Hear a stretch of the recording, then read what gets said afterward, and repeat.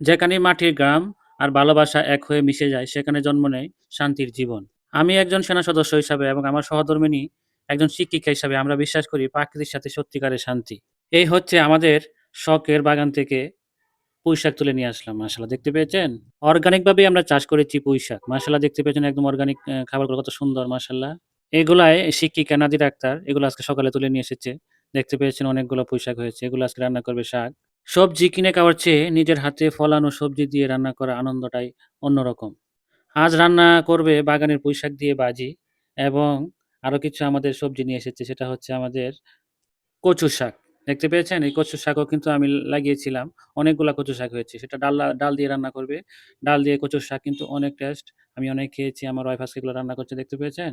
পুঁই শাকের ভাজি এবং ডাল দিয়ে কচুর শাক খুবই টেস্টিবল খাবার। ঠিক আছে বন্ধুরা? দেখে দেখেন ভিডিওটা। আর সবাই আমাকে একটু সাপোর্ট দিবেন। যেমন একটু সাবস্ক্রাইব করে দিবেন, একটা ফলো দিবেন, একটা লাইক, কমেন্ট, শেয়ার করে রাখবেন। তাহলে এরকম নতুন ভিডিও সামনে আপনাদের নিয়ে আসতে ভালো লাগবে। এই যে কচু শাক আমরা সিদ্ধ করতে দিয়েছি। কচু শাক দিয়ে আমরা ডাল রান্না করবে।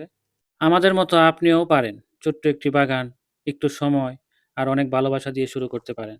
সেনা অ্যান্ড শিক্ষিকা শখের এগ্রো সাবস্ক্রাইব করুন আমাদের গ্রামীণ জীবন গল্প দেখতে সবসময় পাশে থাকুন। সত্যি বলি, নিজের চাষ করা সবজি দিয়ে রান্না করলে শুধু স্বাদ নয়, শান্তিও পাওয়া যায়। দেশের জন্য যুদ্ধ যেমন গর্বের, তেমনি নিজের হাতে খাবার তুলে নেওয়া এক ধরনের বিজয়। বুঝতে পেরেছেন বন্ধুরা? এই যে দেখেন, সুন্দর একটা রেসিপি হয়েছে আমাদের আজকে। ডাল দিয়ে আপনার কচুর শাক। মাশাআল্লাহ, অনেক সুন্দর হয়েছে। এগুলো একদম অর্গানিক খাবার। তো সবসময় যদি আপনারা আমাদের পাশে থাকেন তাহলে এরকম গ্রামের বিভিন্ন ধরনের ভিডিও আপনাদের উপহার দিতে পারবো। সবার কাছে একটি রিকোয়েস্ট, সবাই একটি সাবস্ক্রাইব এবং ফলো দিয়ে পাশে থাকবেন।